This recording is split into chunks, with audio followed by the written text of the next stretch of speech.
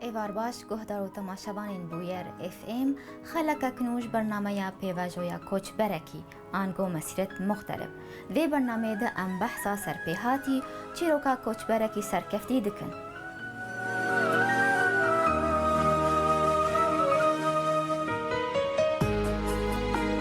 میوانی ما یه وی خلقی کوری باجار دیرکیه ثابت محمد جبو ام جنیز و ناسنامه ثابت ناس بکن ام به هورال وی پرچایا ویدیوی گهدار و تماشا بکن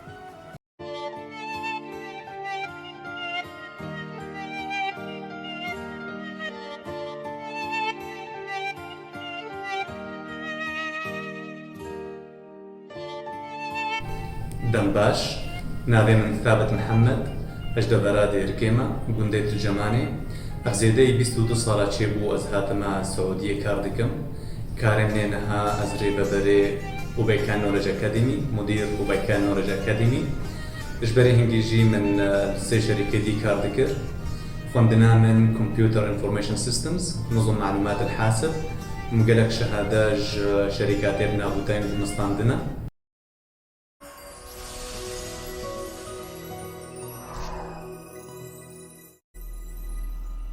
دماتا خوش به بريز ثابت تو بخير هاتيا برنامه ياما ایوار باش گلک سپاس مامۆستا سەلام سپاس اف دمك دريج تدوري باجاري خوا ديركيا دخوازم تلسر قونا خاجيانا خوا الولات بآخذ زاروكتي بيرانين خوندن كاريتا دوي دميده هوالنتا بله از لگونده الجمانية چێبوومە ئەس چوومە دبستانە گوند حتا سەفی شەشێ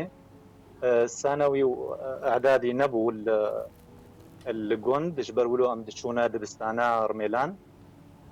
بڕاستی زەحمەتی هەبوو چوونە دبستانیش بەر گوندێمە هەنێکی دووری جادەیە زستانە باران دەهات دنیا سار بوو دبوو حەڕی جاد هەنگی خۆلی بوون مهنێکی ولۆ زەحمەت بوو ژمەڕە هەنگی خۆش بوو یانی هەر تێنە بیراخوا گەلێکی خۆشە بەس بڕاستی ئەم نها وختێ تێ بیرامە ئەم بێژن چاوە مەکاری بوو ئەم وقتی باران گەلک بوو دستێمەت جەمدین سەرێ پەلیێمە سەرێ پەلێنگێمەت جەمدین دێمەت جەمدین حتا ئەم دگهانە دبستانێ ji غێری دەما مەدرسێ وەکە شغلێ زارۆکە شغل و کار بوو ژمەڕە ئەم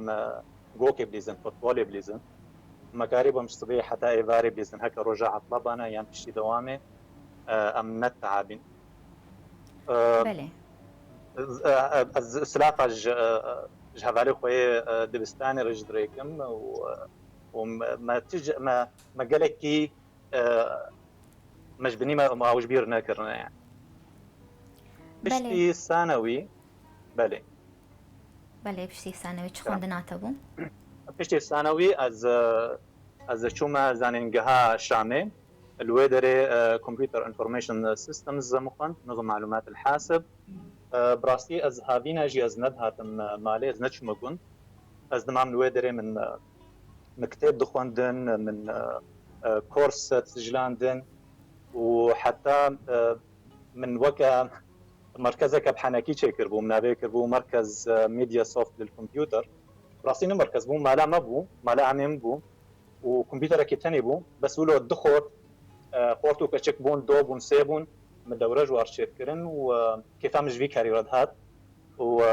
من کاغەزێک طبعاً بووم دانی بوو سەر دەوێدەری بله گەلێکی باشە برێز ثابت تو کژان ساڵێ دە کۆچبەر بوویە وجبر چه سدم چبون تا عربستان سعودی هلبجارد دەستپێکە ساڵە نۆت و هەشتێ بوو دە سەبەب هەبوون ڕاستی یا ئەولی تو فۆرسە نەبوو پێشیامە ئەنوە من سووری ئەم دی کارێ ها بکەن یە کۆمپیوتەر خەستن هەنگی ولۆ کۆمپیوتەر نا هەیە شتێکە غەریب بوو لە منطقێ و لە سووری فمتخواست انه از بهتر بعلمم از بهتر سرب كفم في مجالي ده ويا دوي عامي من رحمة خديري بالسعودية بو وي اري مكركوز ورما السعودية بله دەستپێکە تەڤلیبوونەوە جڤاکە عەرەبستانە سعودی دووەک خۆرتە کورد و ڕۆلاوی دوێ جڤاکێدە سەر دەستپێکە خۆت چاوە تەڤلی وێ جڤاکەی بوو براستی gelekî xweş bû ji ber mala amê min vir bûn gelekî arîkariyan mikirin rehma Xwedê li amên bê Qur'anê ew tev del vir bûn gelekî arî mikirin ez weke ji malbata xwe ez hatim malbata xwe gelekî ferq nekir û gelek vê derê Kurd û li vê derê me ew nas kirin ji hinek hebûn ji berî ha me nas dikirin gelek Kurd vê dî hene li Riyadê li paytextê Suudiyê مثل زحمتي نديت براستي حمو تشت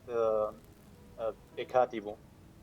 بله ام بین لسر کارێتە لە عەرەبستانە سعودی بەئاخەون کارێتە یê پێشین چ بوو تە چ دەست پێ کرد بله از دەست پێ کرد معهدێکی شغلیم ناوێ وێ مکار کرد ناوێ معهد حاسب لتدريب الكفاءات الفنية هنگی از راهینەر بووم مدرب یه خوندەکارێ دبلۆم طلابێ ثانوی یە بچێت خەرجن ثانوی هاتن وێ دێ 2 ساڵا دبلۆم دخوێندن دبلۆمێ بەرمەجێن من ئەز ڕاهینەرێ زمانی بەرمەجێ بووم وەکە C++, Java, قواعد بيانات SQL Server وش غير وقالك أم قالكي أم الفيديو علمين وأف كاريها ي راهينريه هشت إنه على طول أم مستعد بن وأم شورة زيادة أم بعل من وكتحدي الجماعة بو بله پشترە دەبارەی خۆدا چ پشترە يعني از هكا از بيجم بحثا الشغل كاري خو الفيدي سي مرحله بون سي قناخ بون يا اولي طلابي دبلوم بون ما كاري دبلوم بون ما او درساندن دو صار بون يا دوين وكا بزنس موديل هاتا غيراندن الشركه كي شغلي منافي اكزيكيوترين شركه او لسرانسر جهاني شاغوي هنا هنگي وقت الوي وارا بوم صدو حتى شاغوا هبون الفيدر فرانشايز بربون امتياز بربون شركه اليت شغلم الفيدر جديلا طلابي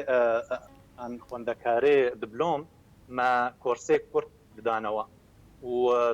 يبيجا ي مستهدف ي عملاء ما شركات مظن بون وزارات بون ما موظفي ومدرباندن فهذا غير عندن ريامة طريقة كدي والفيدي من هناك وظيفة من هذا غير عندن أزبون ما سركي پروردكرني مدير التدريب بله حتى أنا هو چند بوست منصب ورقرتنا والكو دريبون براستين يا اولي راهينر بوم يا دوي از سركي پروردكرني بوم مدير التدريب الشركه بتشتي وي از بوم مدير تنفيذي نها كاري من افج 2012 با ج دسبيكا 2012 از مديري اكاديميه العبيكان للمعرفه العبيكان نولج اكاديمي بله رێبەری ئەکادمیا العبێکانە ئەشقەت خوازم بیتشتی زانبم لە ڕەخ سابت چه جیاواز اختلاف هەبوو هەتانی گەهش وێ سەرکەفتنی بۆ ڕێبەری ئەکادمیەک ناودار العبێکان لە عەرەبستانە سعودی چل جەمتە هەبوو بالکێش شتێک ممەیز جەمتە هەبوو هەتانی گەهشت وێ سەرکەفتنی برێ سابت يا ولي من حش كاري خود كرت دماز هاتم معهد حاسب دماز شغلين نفسها شركه قالك اقسامي واهبون شركه كمظن بوم يكجي معهد بوم من او هالبجار فمحج في كاريكر مدبيز يعني انه تشوا عالمي ايش بخم اريو كاريا واكم و تشيتربن يا عولي ادبيجم يا دوي براستي من قالك وند از بلكي وقت از هاتم السعوديه دماز هاتم السعوديه ما بيحتر دخوان دج دما از بكالوريا من سوري ما دوام ذكرن نافاوي دا بريك هبو 4 ساعات وعباره دوام ساعات دخلص بو وي بريك دا وفيشتي دوام يجي من مدخوند ومقالك حشغله فكر ومن كتابن من ترجمة دمج إنجليزي او چه مكرنا خواندن بو؟ عربي يعني خوندن يا خوندنا من أيوة باشا خوندن دەستپێکی دا وەختی ئەز ڕاهینەر بووم هەنگی زمانەی بەرمەجێت خوندن هەنگی visual basic هەبوو پشە visual basic .net ASP .net زانێ ئەv بەرامجێ کۆمپیوتەر و لە زمانەی بەرمەجێ هەر ئەسڵارنی نو دەرکەون ڤێرژنێکی نو دەرکەوێ رزمت خۆ بەعلمێنی فأب بحتر قنام بو ويا بشرة تطوير مواقع الويب دسبيك عم هات لأن هنجي إنترنت جنو هات وسعودية النوت وهشتادا فبا هنجي ما عالم تعلمت إنه ويب تشيا وإيميل تشيا وشات تشيا وشوا استخدام كن وشوا مواقع بطورين وما كان برنامجك جي من بس خوش شكرن هنجي مقالك حج برنامج كتير بله پر باشه چه هستی تبون و کردکی روش آوای کردستانی و کوچبر و افسر کفتن بدست خصل ولاتکی عربی و پیشکتی ده آلیه تکنولوژیا ده براستي ام سرفرازن چقا ام تشتكي باش دكن ام خو حساب دكن وك سفيري ملتي خو جبر يك و قالك انا بين الفيدر يام نوفوادا كردانا بين وقت كردك بينن باش ولو سمعتك باش الجموات شدوي و ام قالك سرفرازن وقت ام تشتكى تشكي كان يعني ام شهادك يعني تشتكي من بيتين بله سرکفتن جبوتا و جبو کارتا برای ثابت امینا برکه کورت بستین و وگرن پرسیخوا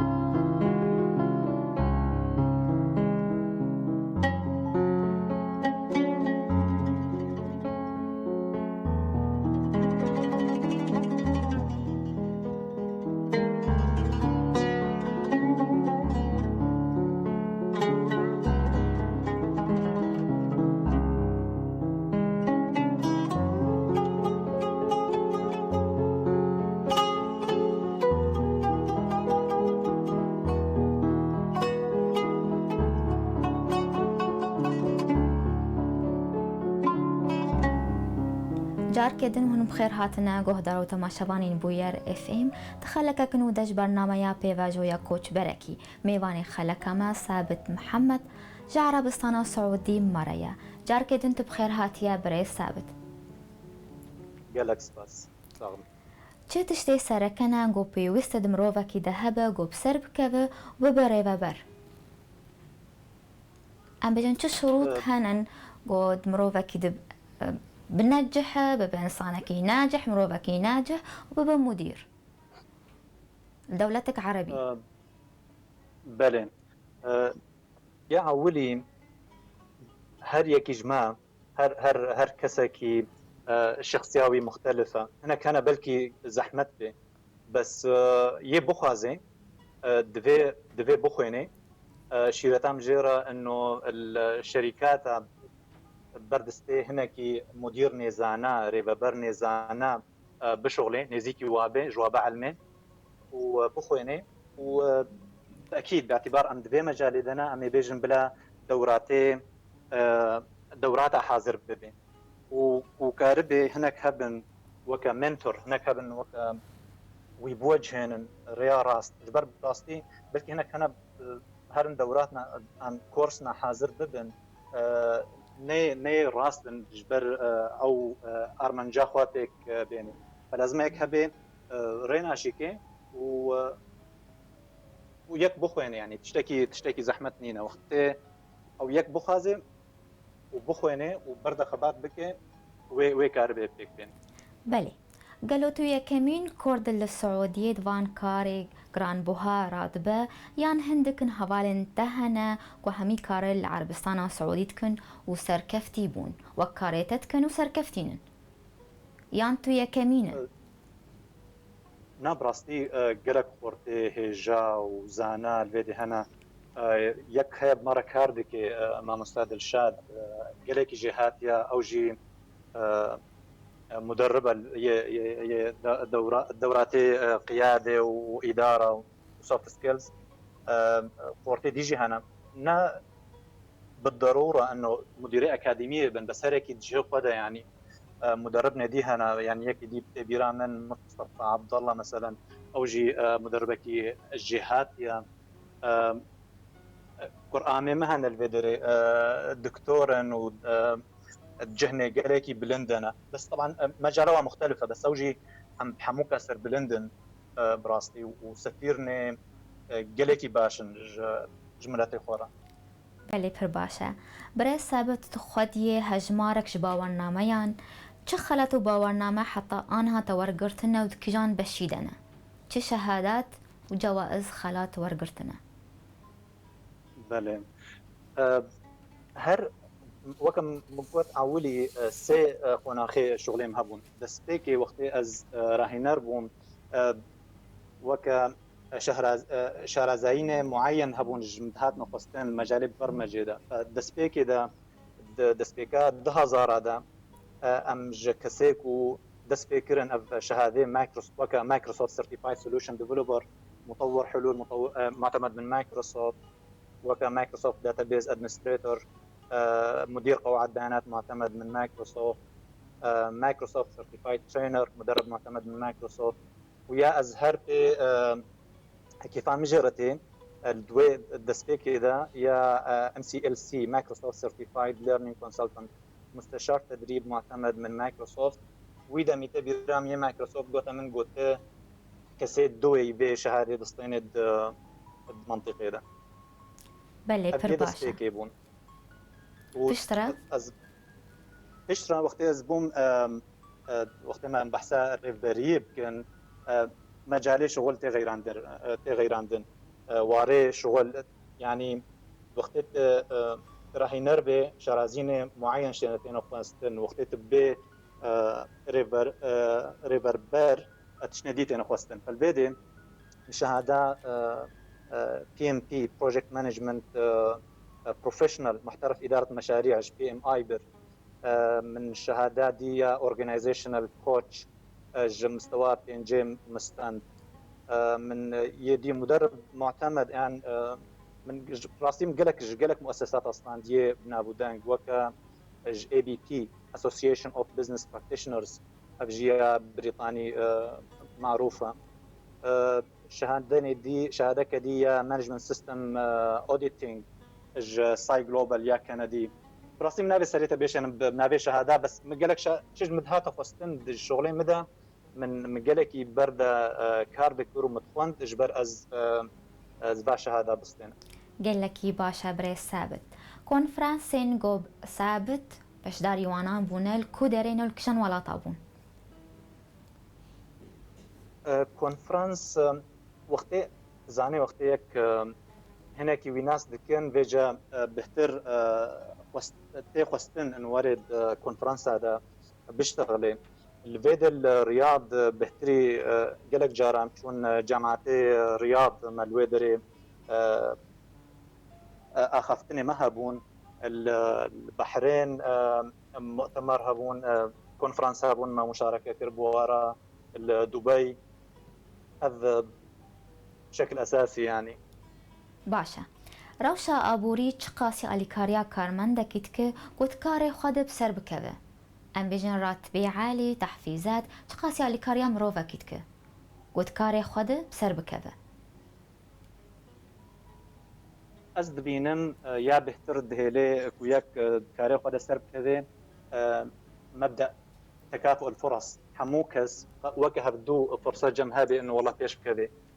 واسطة نبن فساد نبي محسوبيات نبن ويعدي مثلا وك شركان هاز لي كاردكم وشركات شكاتي بي و لباي يعني تبحث عن التطوير انه والله ليه بقري انه والله تشتي شكاتي انه بيني وموظفي بتاعك وجهاتي بن ابقلكي مساعدتك يا راتب التحصيل حاصل اما هر راتب وي هر دم يدرجن العالمي انه شغل زحفن بس لازم يك شارزايو بي يغوري با شغله تينا خستن هذا بله بروژه انت دمين پیش روژه دا چنه؟ چد بالاوت هيا جوهن والسر بخبتن چد بالاوت هيا؟ الفيدي السوري السعودية أكيد تبين السعودية نهال السعودية شركة از ليكار دكم جمع مشروع كي جريكي مزنها ديجيتال ترانسفورميشن التحول الرقمي طبعا وقتي جبري 22 صالة بيحتري 22 صالة وقتي ماتن فيدي قوتن كمبيوتر ليترسي محو أمية الكمبيوتر ينزل بكمبيوتر أمية ناية نزل بيب فنها الفيدي دبيجن يكو نا غوري ديجيتال ترانسفورميشن بي اوي بي امي فنها ام كاريم سترت شغلن ام اوتوميشن اتمتج شكاري حمو كارتكن بريا ار بي اي روبوتك بروسيس اوتوميشن مثلا اتشاود هلي انه روبوت كاري موظفه بكي تقليدي روتيني مبولو ام 5000 موظفه ما هبون ما نها 3000 موظف هنا وانتاجيه برودكتيفيتي زي دبوا وتكاليف كم بونا ياكي ديها مثلا ديستو يك مصنع وشركه مهن البيدي ام و اوتوميشن جوار شركه بحيث انه آلات بحاله خوا وري شغل عندن وهكا شو وري غير عندن داشبورد يعني شاشة اشياء مشرفه كي هذا اشراف يسترحمو جهازها بكي وماكينه وري برمج عندن جبر كواليتي جوده چتر به انتاجی بهتر به واغلاط كيم بن باشا اگر وسردانا روش آوا کروی ارماند پروژه چبن هون نارا من نافکرن گون ببن راهنری جوان روش آوای کردستانی وانا پرورده بکن دبالا وتهيأ افتشت دبالا مدى هبو صالات 2010 بروجيكي جالكي مظن هبو ازو قرآن خل فيدي ان تفكرين كشركاء يعني ما جابني باش ما ستاندن ل 2011 احداث سوري تشبون وكغزي ما تبدا بلاكرن ل هردمي البيرامه ام تشد عالم الفيدري هردمي البيرامه انه تشوا ام خدمتها ملاتي خدكن تشوا ام مساعده مؤسسات او شركات او افراد بكن تشوا ام بهرن عالم نسخك تشتربي جياد برينها بله شیرتا ثابت محمد جبو جوانین کرد ین برای خدانا کوچبریه چیه؟ دشيرتين هنا يا ولي انه او وزارو كيخوا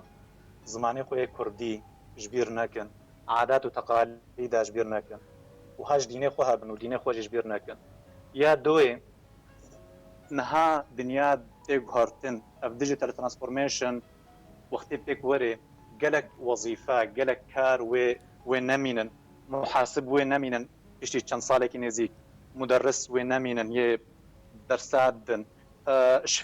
شفيري خاص نامينن مطابع اختفاد فلازم زانبن چه دنيا چاوتك هارتن وسر وي اساسي بخبتن دجواري وقالكي بخوينن مدفي هركس وارمنجي خو بنفيسفي وخباتي بكيش برفا ارمنجا بيك بيني بلا هردمي ام بخوازن هناك وتجربه وهي هناك خبرته وهي انه تشوا مساعده وابكن يعني وزاناي مي كرد قالكن الحمودره ام براستي ام سرفرازن فيدريك فورتاكي فيدي قالك خورتا الفيدري بيجن شتام ستركر ماجا مناسكري انه شغلي دكن تازبك تين يعطون الحق يعطون الشغل حقه وخشك بين الجهات ما تشتغل خدا ام دفن اذن سفيري ملاتيما بله قلت انك وهب ام بي خلك خب داوي بكن از هيديا سركفتني جوردكم وج حموق هدارة وسباس قال لك سباس جبوتا بريز ثابت محمد سركفتني جبوتا وجبو كاريتا تخوازن وجيانك خوش بوتا ام به ویرانگی هاتن داویا خلکا خام بهیوینن و دمک خوش مردار باز کرن سپاسیا هر کسی گل ما گهدار کرل ما تماشا کر سپاسیا میوانی خودکم ثابت محمد جا عربستان سعودی ماربو حتی جارک دن چارشمک دن بمین کیف خوشی